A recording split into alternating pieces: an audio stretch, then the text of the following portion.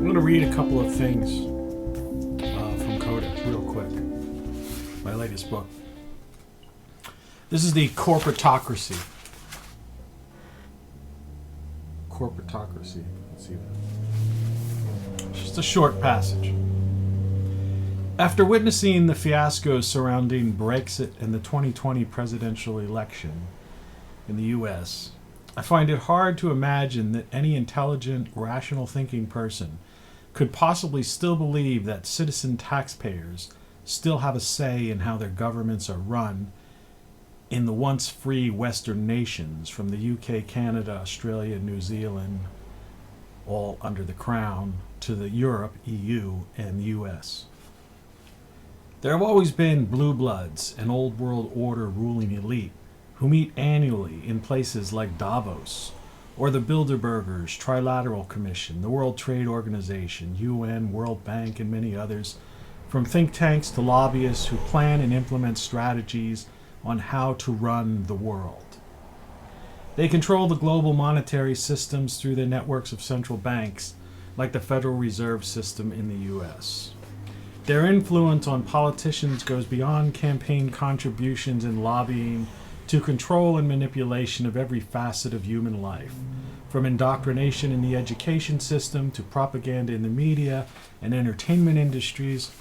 They control boards of directors, career bureaucrats, and most importantly, the intelligence agencies, courts, and what U.S. President Dwight D. Eisenhower referred to as the military-industrial complex. And with the advent of big tech and big data, there is no aspect of human life that the technocracy does not monitor, influence, and/or outright control. Freedom is an illusion. As stated previously, we're merely cattle on big tax farms. The productive humans are fed and housed and permitted to live in somewhat comfort with amenities like smartphones and bright and shiny objects, while the unproductive, the elderly, and sick are warehoused in either gilded or decrepit cubicles, depending on their net worth, where they await their deaths. Governments have merged from the corporations and bankers to form these corporatocracies. They all work together despite their differing ideologies. The shareholders are only interested in guaranteed return on investment. And if they can get it from a communist country that enslaves its people, or a dictatorship that rules by murdering and imprisoning their people, so be it. And that, my friend, is how Western civilization fell in the 2020s. Codex. It's a short read. Latest book. Back cover. Stuff in here. The problem with consciousness. You have to understand the human mind, behavioral sciences, before you could really understand what's going on in the world. And most people don't. Most people just are caught up in this world of memes and sound bites, the Twitterverse, Facebook. You make a long video on YouTube and nobody really cares. They watch it for a few, maybe a few minutes if you're lucky, and turn out. If you happen to have a white beard or something like that, your lighting's off. Like if I move myself, my lighting changes. It's no longer appealing. People don't listen to the message, the content. They're just brainwashed by years of television and magazines in the old days. This idea of looking up to, stars and, people. Suddenly, someone is just a person, and then they get elected to office, or they become a princess or something, and suddenly people are nervous around them. How is that possible? Think about that. The absurdity of that. And I've seen it happen. I've been all over. I've seen it happen. I've seen how people they stutter. They just get in. They can't talk to somebody because they were on TV. What does that have to do with anything? So that's part of the programming. You don't get a human behavioral response on that magnitude, if it's not something that is programmed, it's thought out, worked on. And this goes way back to the early days of advertising propaganda, which merged, through the Nazis and fascists and the communists. And then anyway, understanding that aspect of our lives is the first step in figuring out what to do next now. And at this point, today is January 2nd, and there are still people that are holding out hope that there will be some sort of change in this country, that the election will be reversed, or criminals will be exposed, and justice will be served. But it won't be, and it hasn't been. We've seen this time and time again, year after year. The criminals get away with it when they are wealthy, ruling elite, the political class, the bureaucrats in charge of the intelligence agencies, the media, big tech companies. They literally get away with murder. There's no justice for them. Every now and then they throw some patsy out on ridiculous, on minor charges. The person gets thrown in one of these prisons where they send white collar criminals, where they basically, it's like a condo, and they end up writing a book. And if they don't get pardoned and early release, they're only in there for a few short years, if that. And they come out, and then they get a New York Times bestseller book and make the rounds on TV. That's the punishment that the ruling elite or the bureaucrats get in this country. But there are people holding out and tweeting like crazy, typing away right now, doing this, thinking, oh yeah, it's over. It's time right now to start figuring out how to live through what's about to come. There are actually global catastrophes on the horizon that people aren't even paying attention to. Our sun's on the verge of a 12,000-year-old cycle. What people call climate change isn't climate change, it's cyclical change. Some believe that within the next couple of years, we could have a major internet outage. And if it doesn't happen in the 2020s, it's almost assuredly going to happen in the 2030s. And if it doesn't happen in the 2030s, it's absolutely going to happen by 2040. All right? So that means within the next 1 to 20 years, your life is going to change drastically. When a CME, a coronal mass ejection, or what they're calling and predicting a micronova hits the Earth, the planet. I know this is freaking people out. What does this have to do with it? Well, hear me out. These things happen. They've happened before. They've happened in our recent history. It happened in the telegraph era, where the telegraph wires were all just burnt to a crisp, and telegraph stations actually lit up in flames. All right, from the force of this solar output. And so, and that was just over a little over 100 some years ago. Well, with today's dependence on the satellites and the power grid, which is horrible in this country, if we suffered that kind of outage, that's it, man. That's it. Unless you have a ham radio, or some portable type of communication devices that you're storing right now, inside a Faraday cage or a Faraday box, meaning some box that is like covered with, copper or metal that it's insulated from, some sort of blast. What are you going to do if tomorrow you woke up and there was no internet? Think about how important the internet is in your life. What are you going to do? You're not going to tweet. You think you're going to have this system's going to come back up? No.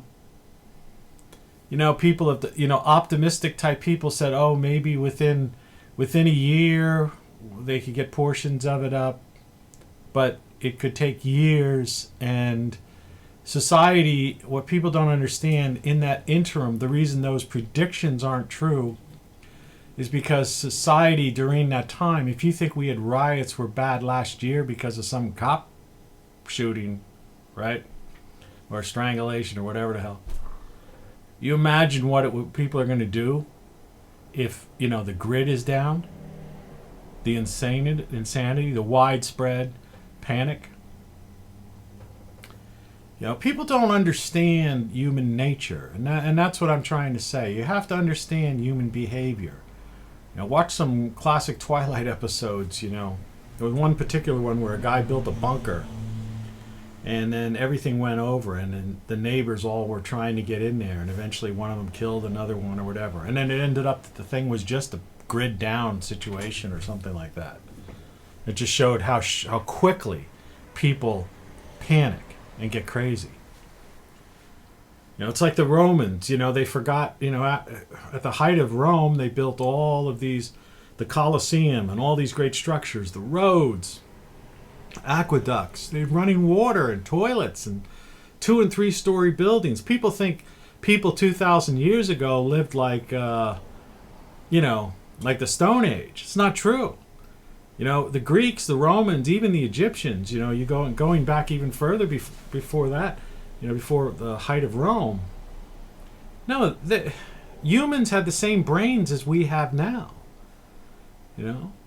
They may not have had computer tech, which was probably alien tech, which is another thing.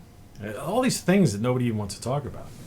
The point is they were able to build and construct things and do things so that their quality of life was very well. The average person lived very well. It wasn't some bunch of people, slaves, hauling rocks. Turns out the best theory I've seen on the pyramid structures around the world is that they were actually a form of concrete. They actually had figured out how to pulverize that rock, which anyone can do, and mix it like a concrete and poured it. And that's why those blocks are all uniform and so tightly put together. Pardon me. I don't edit my videos anymore.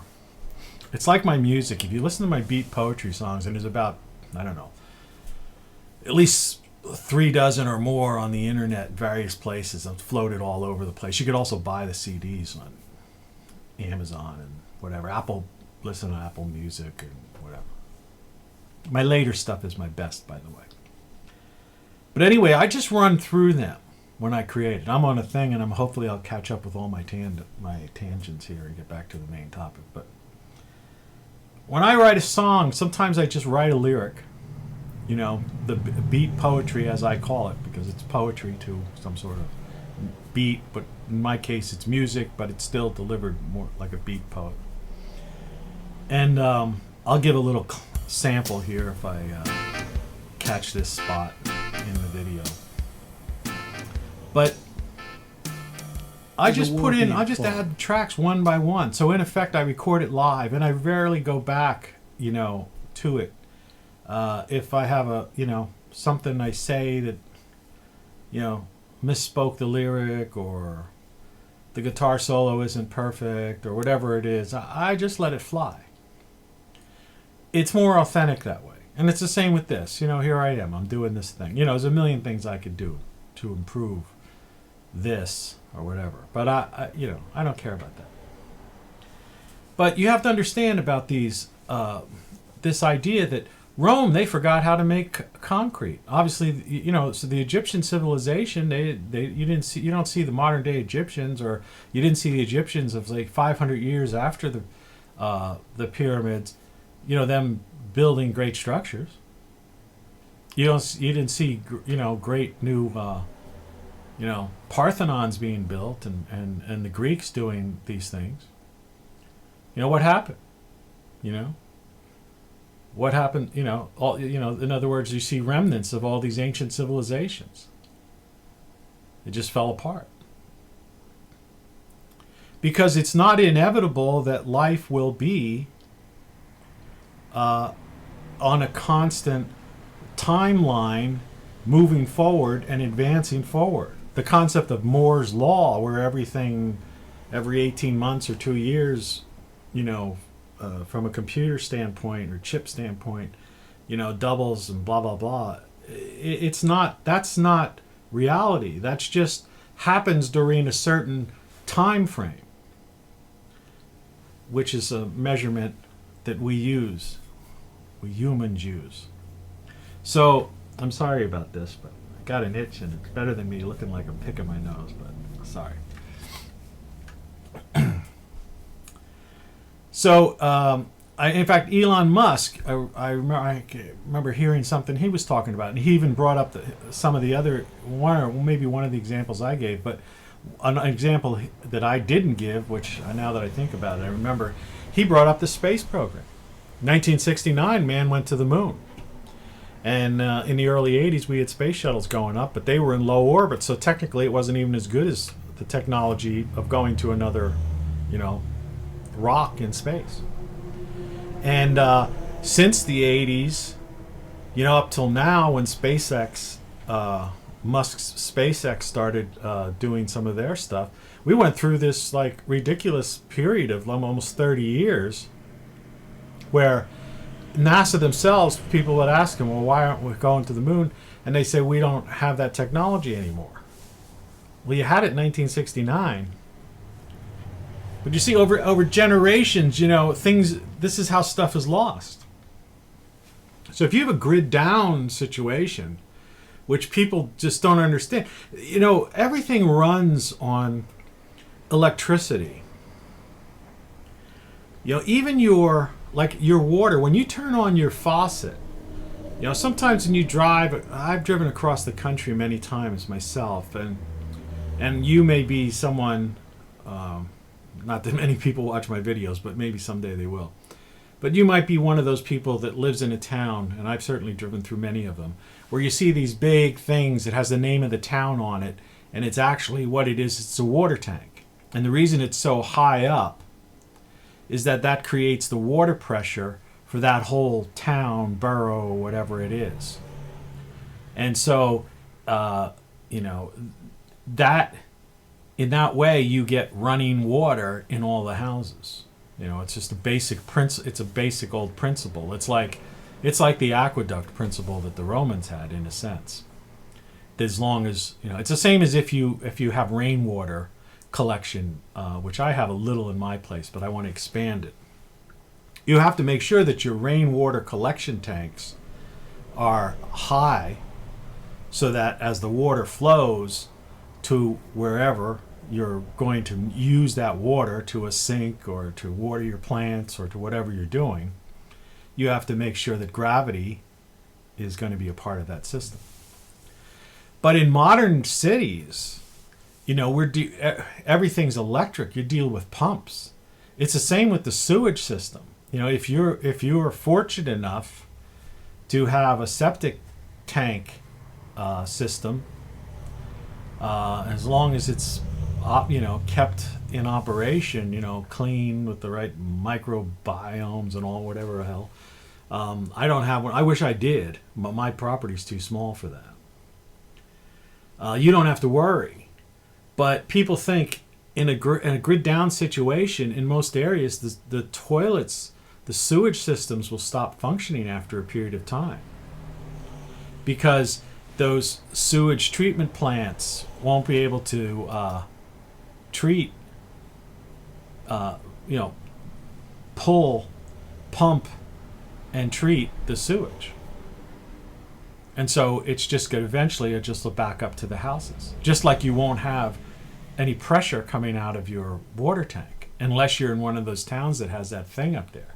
But those things, in many cases, that has to be pumped up unless it's coming from a higher up, you know, some sort of dam or reservoir that's built that's higher than that thing, so that the water runs and then can make it to this tank that's at the, you know, the city, and then comes into the houses. So in a grid down situation, it's not universal, everybody. In fact, the more rural you are, the more likely you are to get through it, and the less dependent you are on technology. But the average person, you know, this addiction to the internet and addiction to TV, network TV, and things of that sort.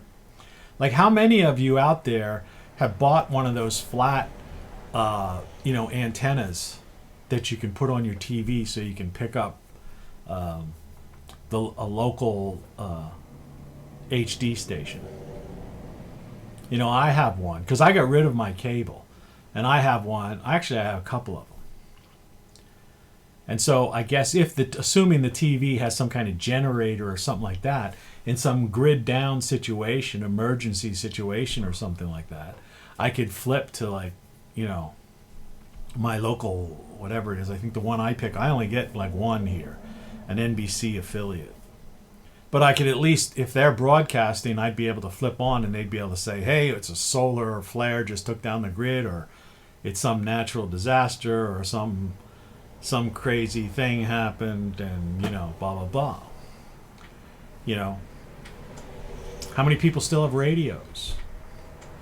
You know, working radios. And, you know, do you ever notice, I don't know, the power goes out in a lot of places, and I lived in a lot of different places, and I'm not talking in, like, really weird places. I'm talking about in, surprisingly, I've lived in places where, you know, like, I remember in a college town where the power used to go out a couple times a year sometimes. And it would be, at one time it was out for almost 24 hours. Like, it was like through the next day. And of course, even back then I was prepared because, you know, I had a radio, you know, I had music, battery, you know, I always had battery backups, chests of ice, you know, so I was like, the moment I saw it was happening, it was like, go to the convenience store, grab the ice before everybody realizes, fill up my thing, go to the beer distributor, grab a couple cases of beer, get the batteries before people buy the batteries up. I had a big boom box, and I had had candles and stuff. And I remember going, you know, just as an aside, when this was out and it was over, happened in the daytime, so it went through a complete overnight into the next day. And I remember that night, I was living in an apartment at the time, and I remember walking. It's near where I worked, and I remember walking up there to, I don't know, pick something up from my workplace. And I was walking back to my place, and I had some candles. Excuse me. I left some music on, and the whole, like, for blocks, everything was black because people, they don't know what to do. And there was this, you could start hearing the music because everything's silent now, you know. And there's this light and music coming from this one place, and it was my little apartment. And I went in there, and I ended up turning up the music and put down some beers and had myself a good time that night. You know, I was playing my boombox thing. But the side on that, and several times that happened, and it might have even been that time as well, is the way the radio stations are now. You know, they're all automated or satellite fed. In fact, half the time the people don't even know how to get in local areas, many areas, most areas, I would say, most areas except major markets, there's nobody there.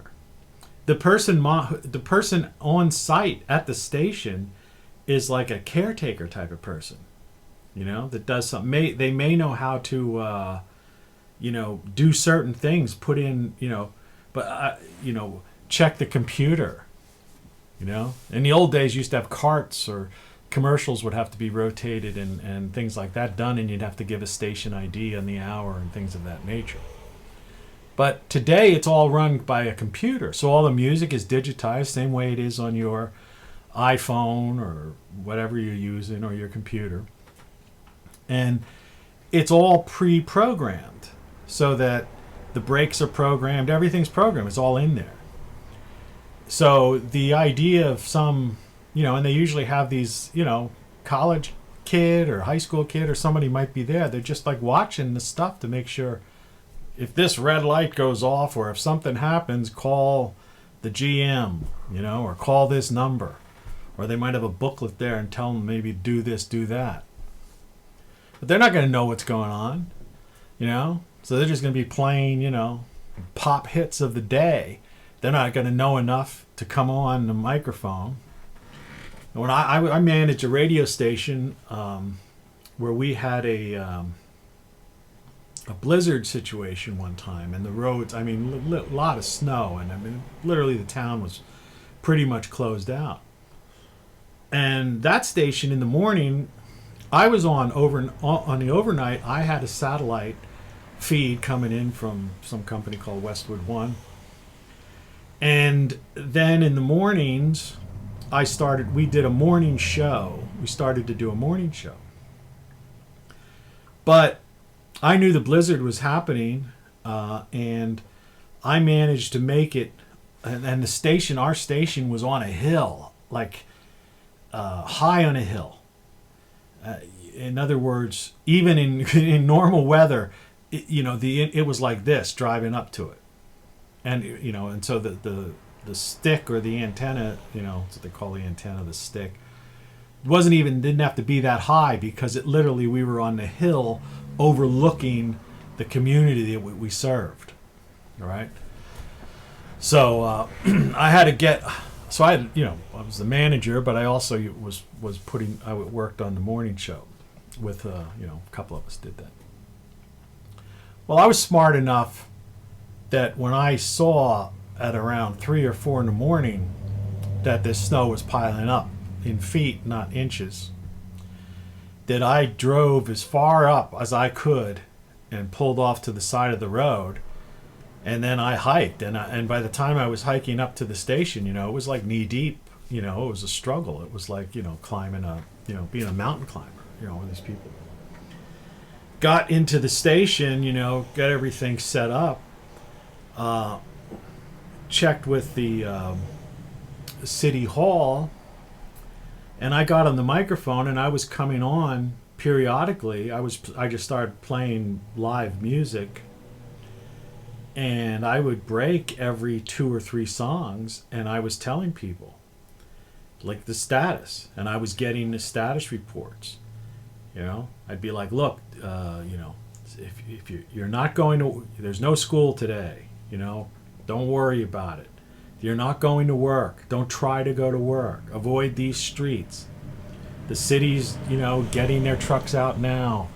Be patient, blah, blah, blah. Don't panic and relax. And people, and the calls were coming in, and it was, and I had, because that's what happened. I think the city hall called me and said, hey, you got to do something. Because I was the only one. The other station was so satellited out. There were 2 stations in town that they didn't have anybody like me.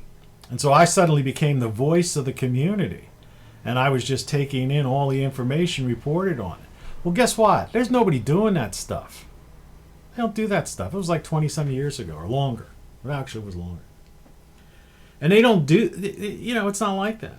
So you have a radio. I remember the power outage. That's what this tangent's about. And so my first, inclination is to go turn on the radio or find out what the hell's going on. Somebody hit a pole nearby. Is it just this street? Or, What happened? You know, did some main transformer blow? You know what? Because I had been through power outages that had lasted 18 hours. Is this something that's going to be fixed in a couple hours, or what? I turned on the radio. Nothing. It's just playing satellite music. I left it on, and of course it was music I didn't even want to hear. Right? Music I hate. You know, it drives me crazy. And I had it on for like a couple hours. And finally I just turned it off. I go, there's nobody there. They don't know what to do. Do they even know how to turn on a microphone? Is there anybody there? Right? And I think that was one of those longer ones before. At that point, I had satellite TV at the time, and I had a power backup, one of these things you can get. Forget the brand name it was, but there's there's all kinds of them now. You can almost carry it like on a handle. It's a battery basically encased in this plastic thing that's got built-in inverter and whatnot, so you can actually plug something in, a standard plug-in, or sometimes they'll also have like a cigarette lighter type of thing, or the newer ones have like USB. You could charge your phones and things in. But you could also plug things in. And the one I had like 3 plugs. It was in the summertime. And I was able to, I had this little bar in the, kind of the ground level of this building that I was working in. And what does this have to do with what to do next? Well, it has everything to do with it, because these stories, this is what you do next, because this is what's going to be coming our way. So what I did was I plugged in my satellite receiver, I plugged in my TV. Most of the things today are energy savers. That's why this whole climate crisis thing is a bunch of nonsense. In the U.S., we have, maybe 30, 40, 50 years ago, we had these clunky things that just ate power up and, all that stuff. But everything today is like efficient. It's like super efficient. Most of our energy comes from natural gas, It's, our electricity is, the amount of, you take an example. I remember the first Apple computers were like using 200 watts, something like that. 200 watts just for a desktop computer. And now they're like using like nothing, 20 watts or something. I mean, well, anyway, so I had the TV on, which obviously wasn't using many watts. The receiver was probably using a little more. And fans, most people don't understand this, but like I had a small fan, and it was summertime. So I had like the screen door open. I'm sitting at my little bar I had set up in my basement there. And of course I had the ice. Always kept a bag of ice in my freezer, and if just in case, after have been through these experiences. And so I was able to put the fan. I had the fan facing me. I'm sitting at my bar, again with a cold drink or whatever in the morning, having a coffee I was able to make, and I was able to power the TV. So DirecTV, I think it was at the time, one of those. I was able to see what was going on with like the weather channel or whatever like that outside, because locally on the local radio stations, and this is a different town, they were just all on autopilot, satellite autopilot.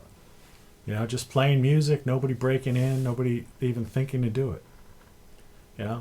Which really pisses you off, because the average, anybody working in those businesses, the GMs and sales managers, they're all making 6 figures, even in small markets.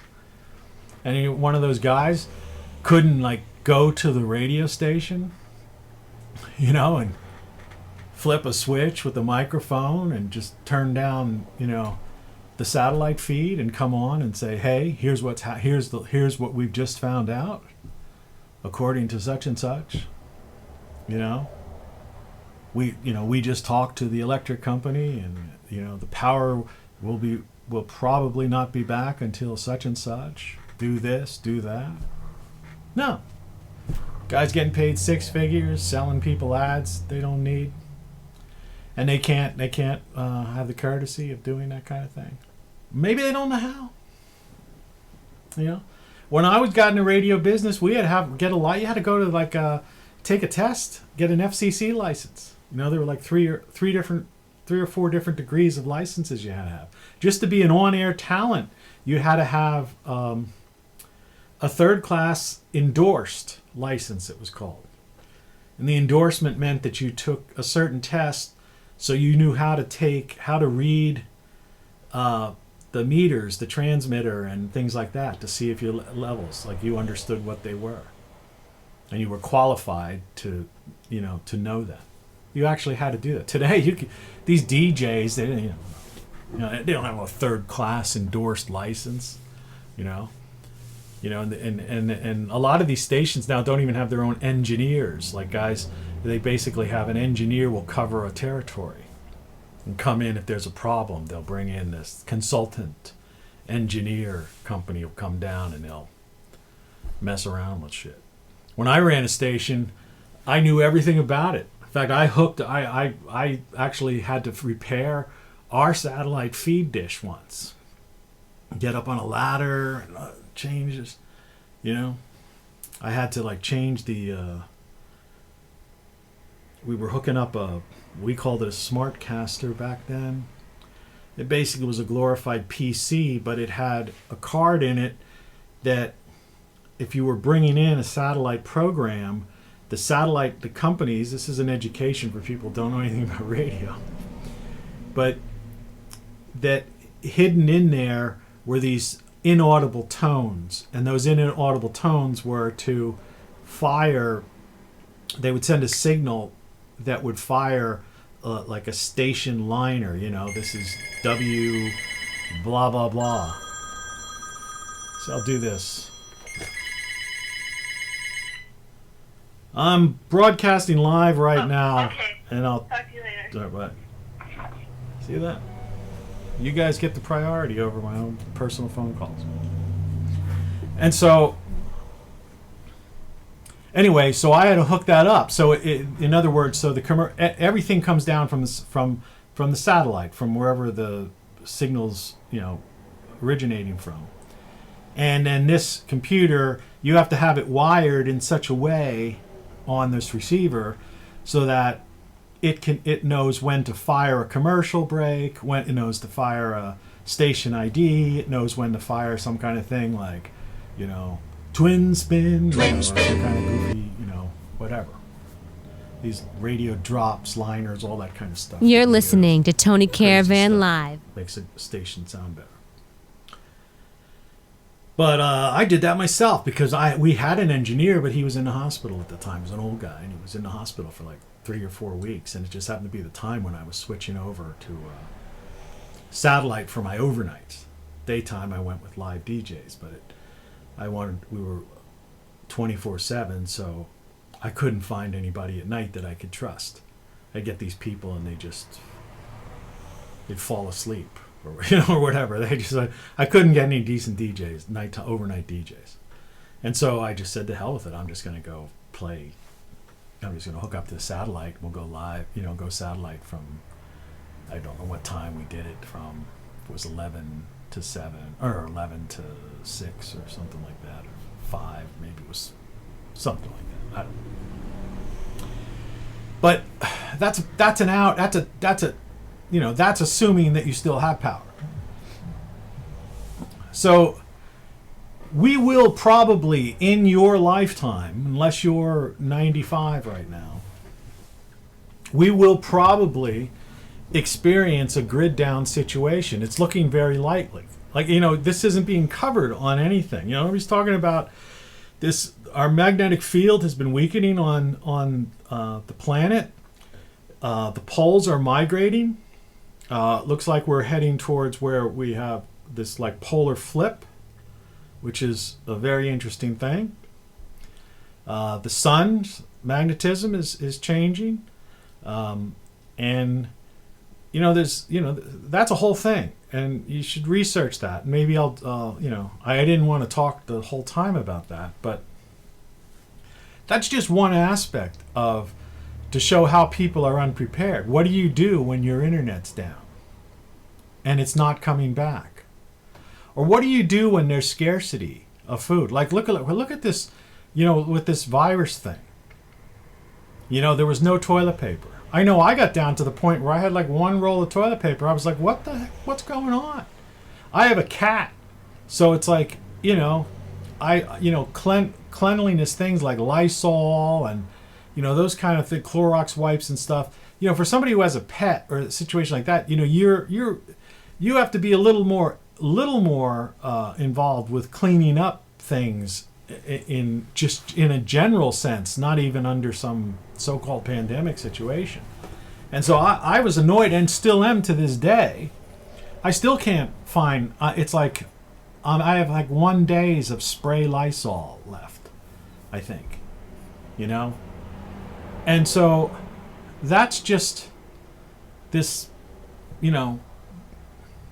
created thing. And now they're saying they want this thing to last forever. This lockdown to just continue forever. And that the worst is yet to come.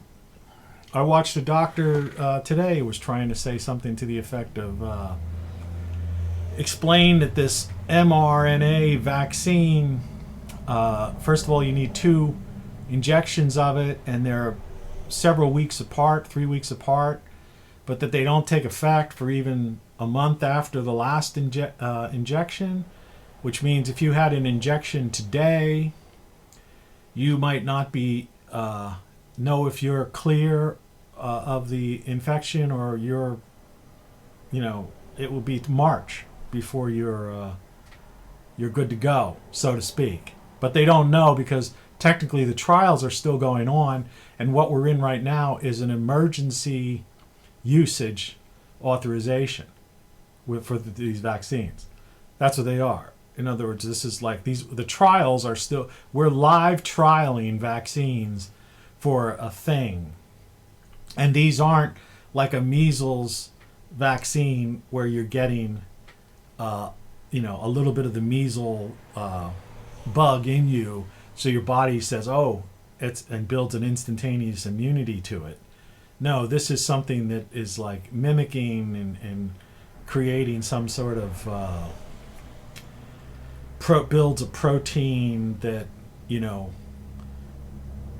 gets, the way I understand it is it's like it identifies the structure of what this virus might look like, and forms a mold of sorts, the best way to explain it, so that if this sort of shape or this sort of item comes into the body, then this thing fits it and says, oh, this is not right, and then it goes into this process of trying to get everything active to destroy it or do whatever it has to be done. But it's like a 2 month process, and then a month after that before, and then they still can't even tell you that if they can guarantee that that's immunity. And it's all this asymptomatic spread, not asymptomatic spread, masks, whether they work, don't work. Even this doctor I saw today, very vague. They changed the age thing. I've seen people talk about and say that the average the average person in the U.S., for example, dies around 77, 78 years old. Like it's the average death age, but that the average death from this COVID was like higher than that. It was like 80. So imagine that. So it's like, why would that even be an issue then? You would go, well, in other words, you did all this because of that. And then you have these various doctors who've said, I'm wearing a mask is no good. Wearing a mask is good. You can't do this. You can't. And so you've got all these competing people telling you all this different stuff. But the bottom line is, because of all that, this isn't going away anytime soon. And it's all a control. And whether it's a manufactured bioweapon and it's part of this whole Great Reset control conspiracy theory or not, it doesn't matter. it's so out of whack, and it's being co-opted either way by the people that want to change our society and take back this, world, that we got some bad times ahead. So I titled this like, "What's next?" And that's what I mean. You got to start planning now. You forget about presidential politics. Forget about presidential politics. If you're a Trump supporter, forget about Donald Trump. All right? If you're a Biden supporter and thinking, yippee-yi-yay, yay, yay, Joe Biden is our president, Kamala, right? Man, you're a fool. They're nothing. We've got that they're just puppets. That's all nonsense. It's all a diversion. The presidential election was a big diversion. They're not. Look at the last 4 years. All right, the real crimes that have been committed, that go on, are crimes against people. All right. And them throwing us a few bones and lowering taxes and doing different things, or raising tax. Some people want the taxes up. Other people want the taxes down. Other people want free energy, or us to be energy independent and have affordable energy. And the other people want to let's get rid of airplanes, cars, and everything, and let's blah blah blah, and let's make all the landscapes filled with these bird killing windmills, right? Destroy nature, the so-called, used to be the ecologists, let's destroy natural beauty of nature and just have it, massive farms of solar panels and windmills that kill birds, and then they break and nobody knows how to fix them, and nobody wants to take responsible because they've been sold over 3 times. People don't even know that. Like GE I think it cost they cost like $3 million. I remember hearing some particular windmill cost $3 million to make. So General Electric, which was basically getting money was going to Germany. They were manufacturing these main parts. The government was subsidizing, putting in $1 million some dollars, and then they were maybe borrowing $1 million, getting $1 million financed through Wall Street or something like that. And then Wall Street ended up buying up these things, these investment companies, and just owning them as assets that they can resell on the market, kind of the same way we had that countryside mortgage collapse craziness back in 2008. But anyway, these things are breaking now. They're catching fire. They're just not working anymore. Whatever. And nobody wants to take responsibility for it. And the funniest thing about it is the amount of energy it takes to build these giant structures and to get up there and fix and repair and do all this stuff requires a lot of energy. So it's like, like when you deal with cranes, like the average person. This is another thing that gets me about these people that talk about we have to eliminate what they call fossil fuels. Is fossil fuels are the most highest amount of energy output for the cost, and actually the most highest and for even the space that it takes. So you have equipment like a fire truck, for example, a hook and ladder fire truck in New York City. So you have someone like this AOC person who's saying, we got to get rid of all fossil fuels. We got to get a Green New Deal together, right? And she grew up in New York City, and I know because I lived in New York City. I mean, there's hardly a moment goes by where you don't hear, going by somewhere. There's always something going on. But periodically, there are always these fires you have in these skyscrapers. Well, anyway, these giant fire trucks, they can't run on solar power. Tesla's not, it's like a Tesla, the amount of energy, torque, the combustion engine. So even things like ambulances, these things are heavy. Which, speaking of heavy equipment, like how are you going to fix roads? Biden was talking about we're going to have all these infrastructure projects, but we're going to get back into Paris talks and we're going to have a Green New Deal. And I'm going like, well, no, you're not, because you are not going to be grinding up roads so that you can, fix and repair bridges where you need cranes lifting up, multi-ton I-beams, steel girders, right? Ripping up the ground, chopping rocks and stuff like that. It's like, how you can't do that on solar power. You can't just plug in to the grid and run that. Do you ever see, farmers will know this. Do you ever see giant farms and the farming equipment? These things don't run on solar power. Excavating equipment.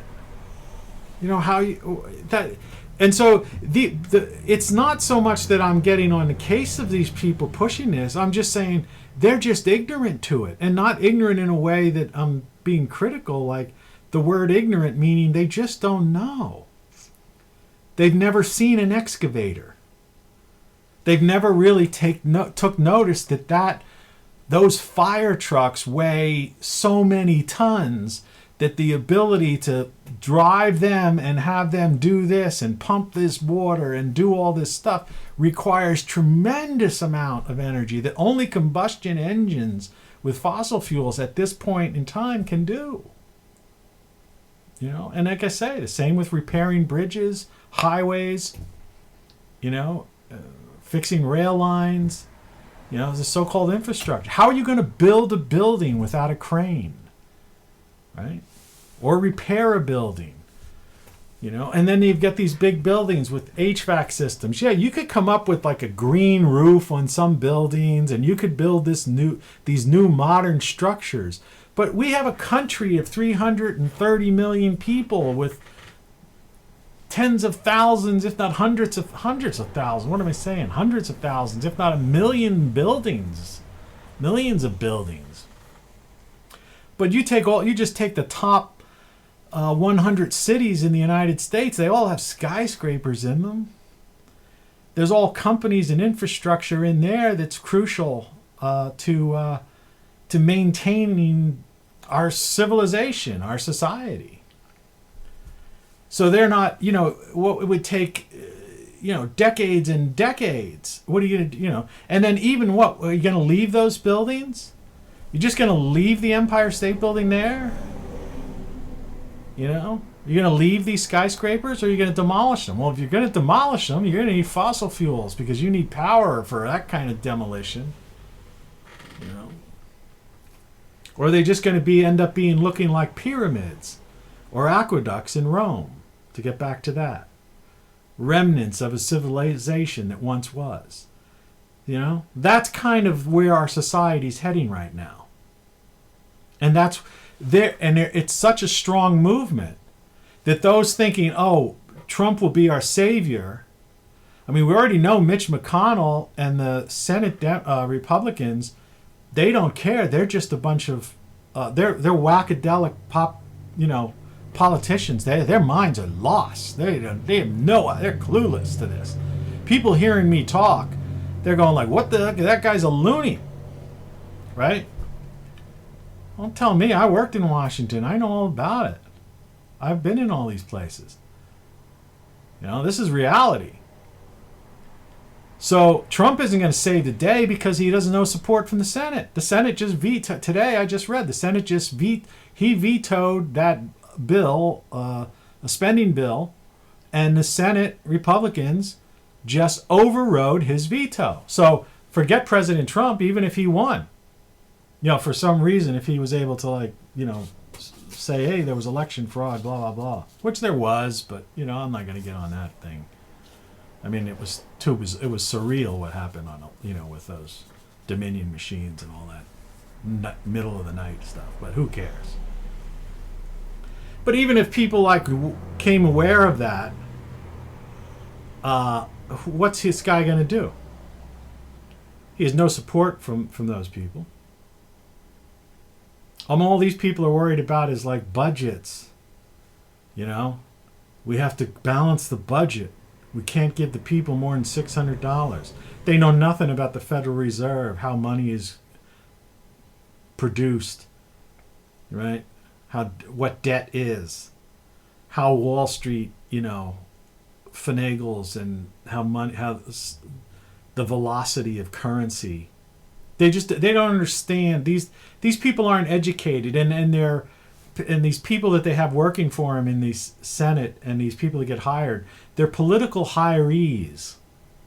The bureaucrats and all the people that help these senators and congressmen, and House representatives out.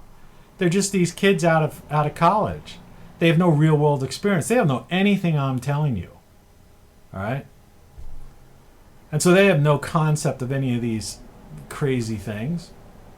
Even in Wall Street itself in New York, there's an upper echelon of people that really understand it. Like when you see that movie, the original Wall Street movie, there are guys, the players at the very top, who know what's going on, and everybody else are just fools, and they're just going through the motions. And rising tide raises all ships, and so these people make money, and it thinks, hey, everything's great. No, there's several thousand people in this world, maybe 5,000 people in this world tops, that run the world. It's probably 3,000 to 5,000 people that are in that, thing. And no one really knows who, like, the main players are. Like, who is the puppeteers at the top of that 3,000 to 5,000 people? Because there are those. Nobody even knows who they are. Not even the 3,000 to 5,000 people don't really know who they are. But it doesn't matter. And so our society, Trump is not going to save the day. I think we need to just forget that, okay? Because it's basically virtually impossible at this stage. But Biden is not going to make life better for you, because his crew's whackadelic as the people on the other side. Because they're uneducated, and they're idealistic in a sense of not knowing that one of the lowest things on the list of things is climate. The United States should be grateful that we're an energy independent nation right now, and we're not dependent on anybody. Fossil fuels, I was getting back to that energy efficiency thing, or whatever it's called. It's on every device you get these days. The little blue sticker. I kind of rip them off because I don't want to see them. But Energy Saver or whatever it's called. I have one up there. I think I ripped that one off too. But we have clean air and clean water in the United States of America. We're an energy efficient country, and that is so. Changing those two positives shouldn't be high on our list, as a nation. So why is the focus on that? Because if you mess with either of those two things, then the U.S. becomes dependent again on outside sources for energy. See, that's why.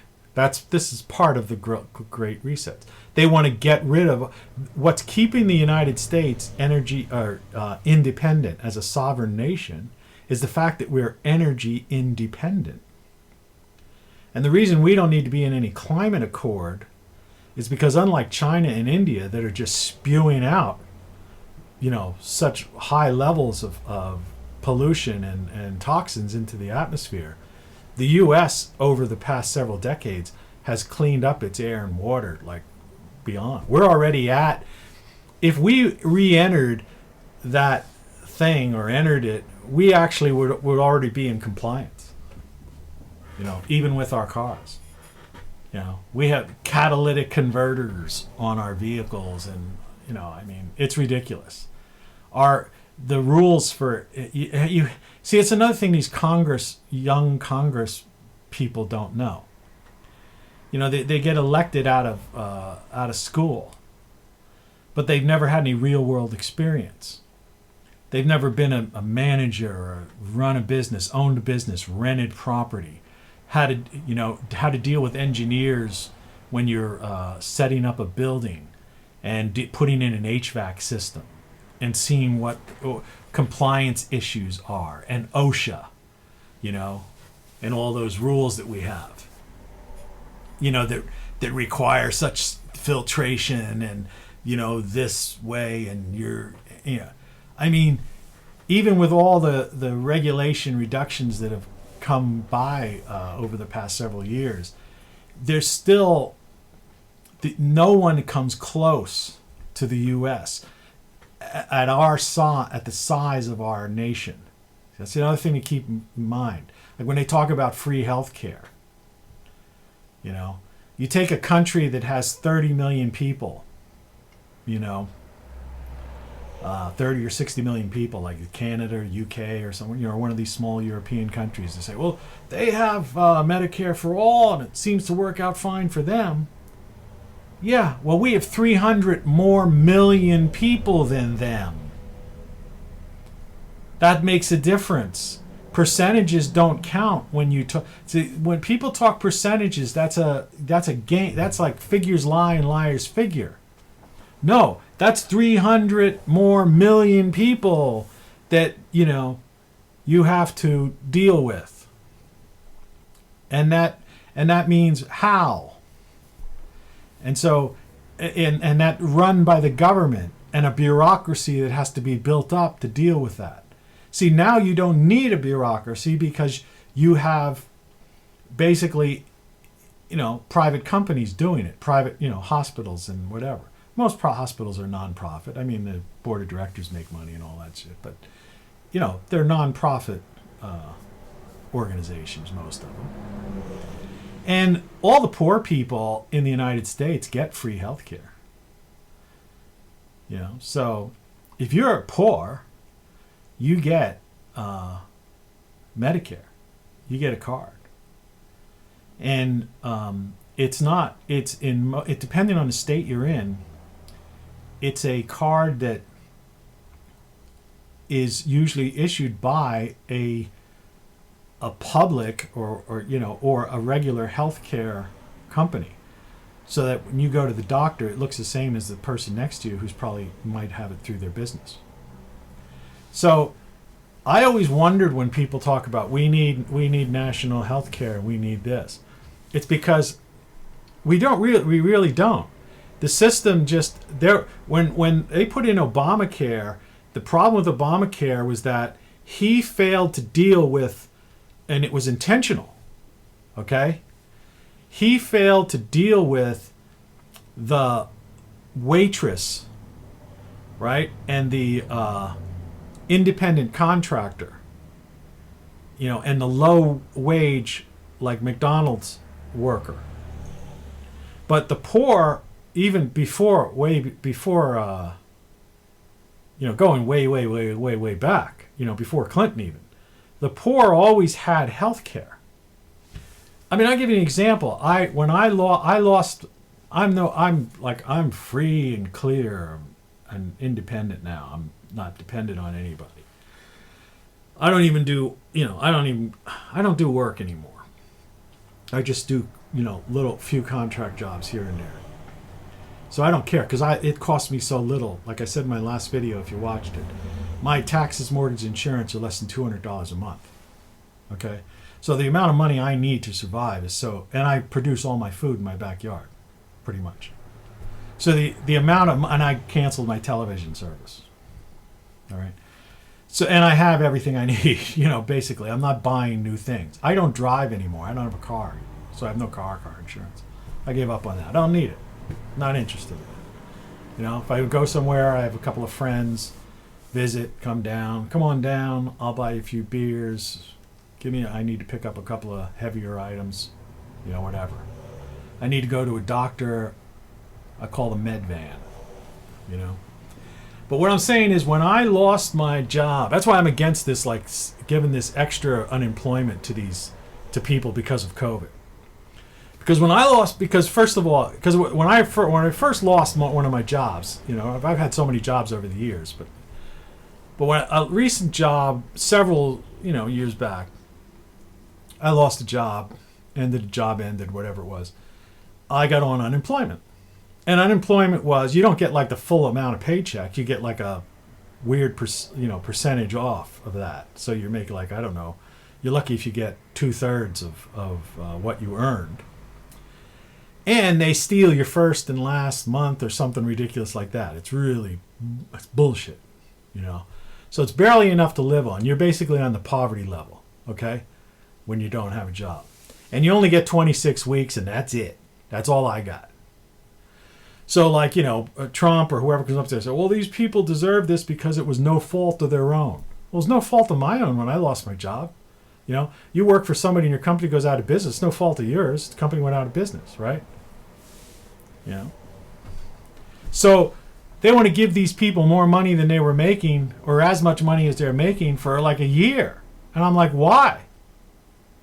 Let them figure it the fuck out like I did. But at that point, and those people probably aren't eligible because they're idiots. They'd be better off without it. I got applied to the I don't know, it's not social services, whatever it is. There's some organization, county organization. And I got what they used to call food stamps, but it's like EBT, electronic, whatever. B transfer, electronic something transfer, I don't know what it is. And I got health care because I was below the poverty line, because all I had was this unemployment, which wasn't even as much as I was earning, because like I say, they take it. So you're like, okay, I'm like at poverty level. Well, if you read my book, and there's a story in here because this deals with consciousness, but then I have this section called Flow of Consciousness where I relate like the story of where I had to go to the hospital for a series of operations. All right. Anyway, I had this card, and I had a Johns Hopkins, one of the top surgeons in the country, thank God, work on me, and it was all paid for. I had no copay, and I got prescriptions, and I had no copay. I think there was when they gave me some pain pills when I first got back. There was like a copay of $1 or $2. But I mean, any other thing was like no copay due. I just show them my card. So anybody making under the poverty line, okay, the poor people, or somebody like I was, you lose your job, right?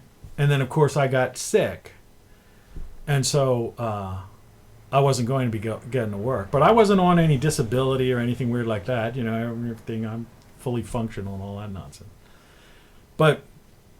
And then they gave me $195 a month for starters in food stamps, the EBT thing. And then it dropped it down to like $90 or something like that, close to $100 a month.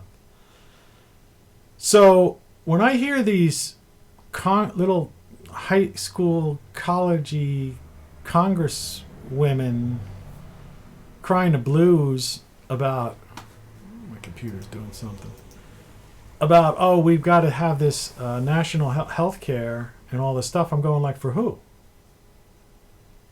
If you lose your job, if you're living in poverty, you're already getting free food and free health care.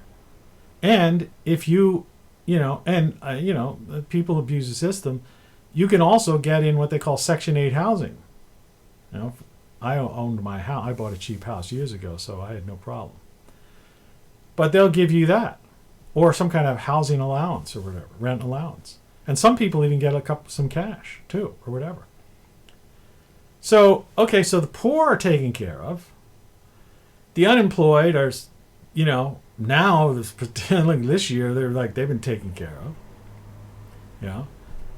Now, the people who have the good jobs, all those bureaucrats in Washington, all the politicians, all the people that work in New York, Wall Street, the big companies, right? The Fortune 500 companies, right? Who do you think are Silicon Valley, big tech? All these people that are seem like they're pro-socialism, pro-communism, we got to get nationalized health care, right? Excuse me. Well, you work for those companies. The absurdity of those people is that if you work for a Fortune 500 company, a big tech company, Wall Street, the government, these various bureaucrats, the FBI, CIA, if you're a postal mail delivery person, okay? All right? Involved, a teamster driving a UPS truck. You get benefits. You get health care. Okay? So if you are poor, you get free health care, free food, and a free place to live. Okay? If you don't like that kind of thing, well, at least it's what it's meant to be. It's a safety net to give you a chance to take a breath and figure out either you got to move somewhere or to figure out a way to get a job because you say, well, I don't want to live on food stamps and I don't want to live in this Section 8 dump or I want to do that. But at least that's there. It's been there. It's there. It was there before Obama. He didn't do it. Okay? He made it worse in many ways. And the people with the good jobs, which are most people in the country, all right, they're all covered. The people that weren't covered was this in-between service industry type of people. And that's why they wanted to allow a lot of immigrants and stuff like that in, because those people just didn't seem to care. They were grateful for whatever, just to get the, to get peanuts, because it was way more than living in Nicaragua or, some other Central American or Mexico or South American country where you're, drug lords and, living in poverty and grinding your food in a bowl.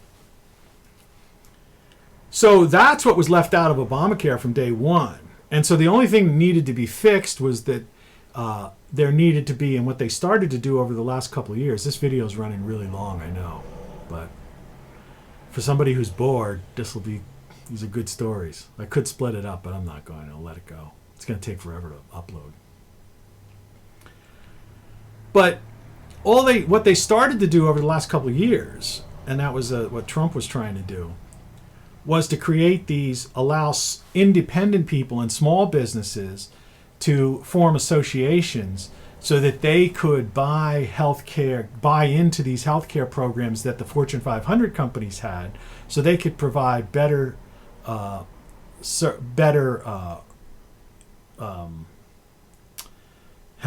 or whatever for the low-wage employees type of situation.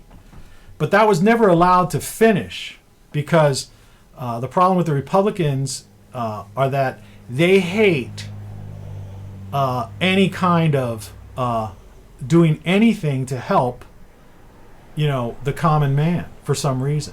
And that's a sad thing, in reality. So you might have heard, you hear me criticize AOC or Obama or whatever. No, it's both sides. You understand the game of these ruling elitists, where their heads are at. And so that stuff was as much blocked by the Republicans and the Democrats in Congress, because when they talk about this, the unrealistic thing about national health care is that it's going to ruin it for the poor and ruin it for the Fortune 500 companies and for the people with good jobs. Because everybody's going to get substandard health care. See, right now, if you need an operation like I needed, and I lived in Canada, and I had a good job, I had money in the bank, I would have come to the United States to have that done rather than deal with theirs. Or like in UK, they have the NHS, National Healthcare System, or something like that, service, whatever it's called. Those people, when they need some kind of cancer surgery or something like that, the rich ones, the well-to-dos, they come to the United States to have that done. You always see that. You see these, politicians from Mexico and different countries and stuff. They come to the U.S. when they need that. Because we have the best health care in the world in the United States. But if it was turned into this universal healthcare where the system would suddenly be, overtaxed. Everyone would be it wouldn't function the way it is. So in some instances, it's a matter of the best thing to have done was what at least Trump was trying to do, but he wasn't able to get done. And that is to try and fix that gap in between. Where people. But here's another thing that's really just a side point for those that are like, your mind is, if there is anybody out there is like going crazy now and typing a comment. The reason that doesn't even really matter so much, have you noticed kiosks going up in places like McDonald's? Have you noticed, self-checkout lanes at Walmart? Have you noticed trying to get customer service and you're chatting? Well, you're really chatting. Hi, I'm Josephine. You're not talking to Josephine. You're talking to an AI chatbot. Okay.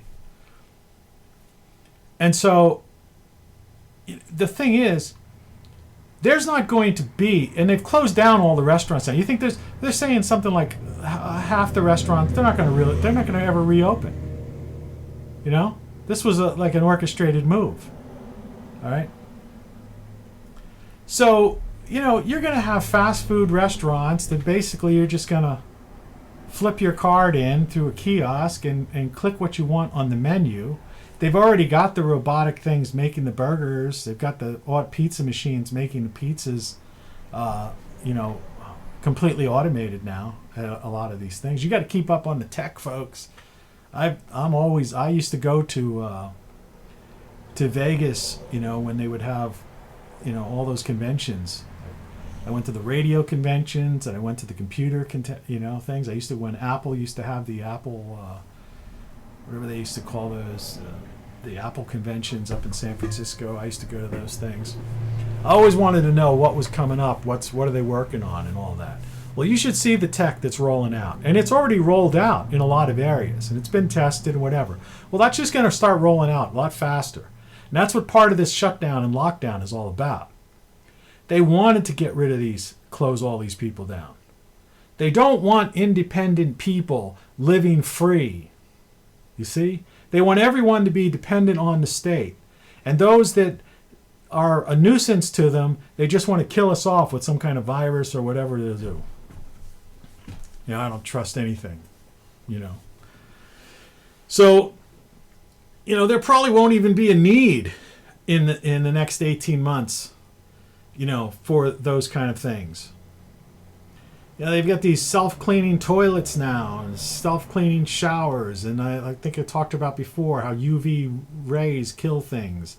They've got, everyone's seen the little Mr. Robot, vacuum cleaners and stuff like that. Well, all that stuff is just going to be becoming more and more ubiquitous, and it's just a matter of time before the hotels, the major hotel chains adopt, all this kind of robotic cleaning things, and, fast foods will have more and more of these just kiosk menu, order it yourself, drive-through, order it. There may be a voice on the other end, but it'll be nothing more than a chat bot. And you'll have one or two people inside just to make, like I told you at the radio station earlier on, that are just monitoring something. If something goes wrong, push this button or call us on this phone, right? That's the society that we're heading into, and it's like a freight train. We're moving. That's how fast we're moving into it. So it's not like, oh, well, that's the future. It's the year 2021, my friends. Think about it. 2021. This stuff has been delayed. That's why the Great Reset people are putting on this stuff and driving this freight train at us full speed, because they're tired of it. They're going like, we got to get back. Let's get this. We got to reset this nonsense. These humans are becoming a pain in our ass. So anyway, so that shuts down the whole thing. So anybody thinking, oh, we're going to, the glory, happy days are here again, Joe Biden in the White House, we're going to have free everything. You're not going to have free everything. You're going to have free nothing. He already said he's going to like lock us down for the first 100 days again or something. Mask wearing, the Fauci guy is saying masks are, we may have to live with masks forever or something. And these people are crazy. I saw a doctor today. He's going like, well, even if you get the 2 inoculations and after the 30 days, you still probably have to wear a mask because you may have, the particles in your nasal passages or if you speak. Right? And the more they do that, what they keep forgetting is, A, they don't talk about the age, okay? That only affects, they don't talk about people with strong immune systems, all right? And they don't talk about things you can do, herd immunity or things you can do to get yourself in a healthy situation where you don't catch a cold or a flu. All right? Because let's remember, this is a flu. It's a virus. Flu virus. It's COVID-19 as opposed to what? It's SARS-2. That's what it's. I had a test. I tested negative. I'm one of the few people tested negative, which is really weird. But I've got some ideas on how to do that if you wanted to test negative. Excuse me. But anyway. But I didn't do anything fancy. I just went. I had to go to the dentist. I had a tooth problem. And they made me take a test. But it says SARS-2. As opposed to SARS-1, which came out in like 2002, 2000, whatever. And then there's like MERS. And there's like coronavirus versus COVID. So that's another thing people don't tell you about. There's 2 things out there. You see? If you look at, you probably don't have it anymore because, there's been such a run on all these items.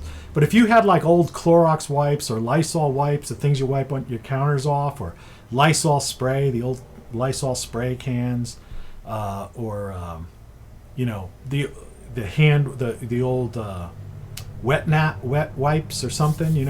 I used to like having those things. Those were good too, especially with having a cat. You could clean up things quickly. Well, if you ever looked on the back of like the Lysol or Clorox wipes or the can of spray disinfectant, spray Lysols and stuff, it said right on the back, these are from cans from like a decade ago, all right? Or more, 2 decades ago.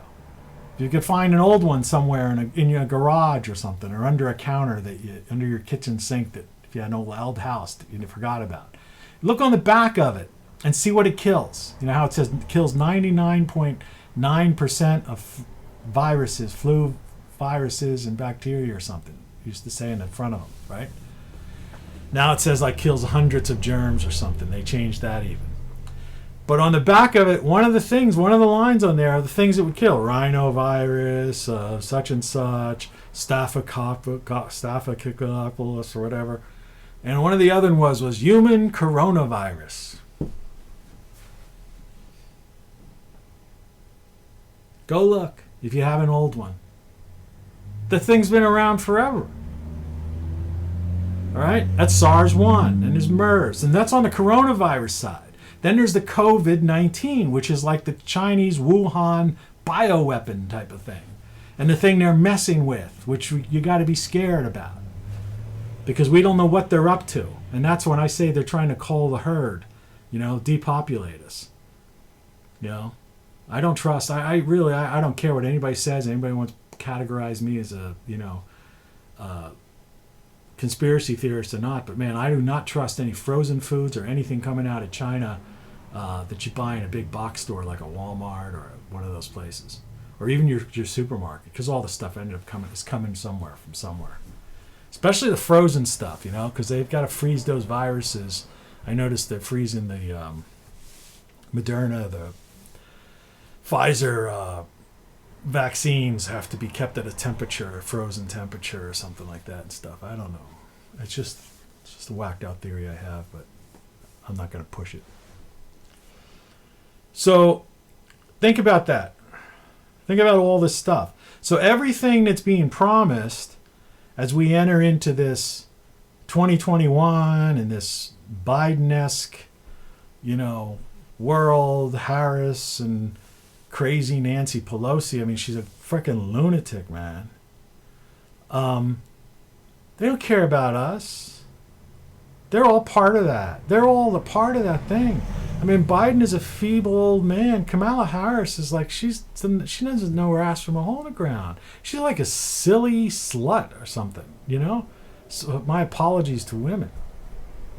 You ever notice that? She's like this silly, laughing all the time. Like, you put her in charge of like dealing with like that crazy lunatic from Iran, or the North Koreans, or negotiating with this crazy dictator in China, right? A silly person like her, or like John Kerry, who like was party to giving like Obama giving billions in cash that ended up funding terrorism and building ISIS up in the Middle East. These guys don't care. They're all part of that Davos set, man. They want chaos among people. They want us to kill each other off and kill us and have all this havoc going so they could just live the life and get their technocracy together. Meanwhile, they are building themselves better. Build back better. They're the ones that are doing all this messing with telomeres and everything so that they're extending their age and stuff. Right now, if you're an Elon Musk type of guy, or you're some of these, Zuckerberg, or some of these Davos guys, and those people are pretty much guaranteed to live to be at least 150 years, and then they're hoping that after that 150 years, they'll somehow merge with machine, just transhumanism type of situation. Their minds are on immortality. That's always been the way. That's always been the way of the old world order, right? The search for immortality, the fountain of youth. So we're just a slave to them. We were cattle on their tax farms, but they're going to bring in the immigrants to replace us. See, they're going to bring in the poor they don't want people to know that they're slaves. And so, see, they're going to bring in the poor they don't want people to know that they're slaves. And so, for the longest time, we didn't realize we were just cattle on their tax farms. But then people started waking up, and then there was this Trump movement, right? I mean, the guy got, 75 million votes. Did you see those rallies? It's like endless crowds. And that like freaked them out. It's like, we got to get rid of those people. We need subservient slaves. We need slaves. So we got to replace these people. And we got to take their guns away from them too. Because we can't, there's more of them than there is, See, that's the thing about when I said there's only 3,000 to 5,000 people that are really running everything. But there's 7.5 billion people on the planet. And they've always feared that because they've always known that. And from time to time, there's always been revolutions, right? We, the United States of America, began on a revolution. We basically said to England, hey, screw you. We're not paying your freaking taxes. We're not going to do abide by your stupid, king system laws, rules, edicts, And so anyway, I think my computer's freezing up. I think this thing's going too long. It's about an hour and a half. Sorry for that frozen thing there. Anyway, I'm going to end it there. I think I babbled enough. Otherwise, I think we'd be sitting here talking for like all day. I should have had a beer drinking with it. I'll talk to you soon. I hope I got through to you some of these things. I mean, this is real interesting stuff. I could talk about it forever.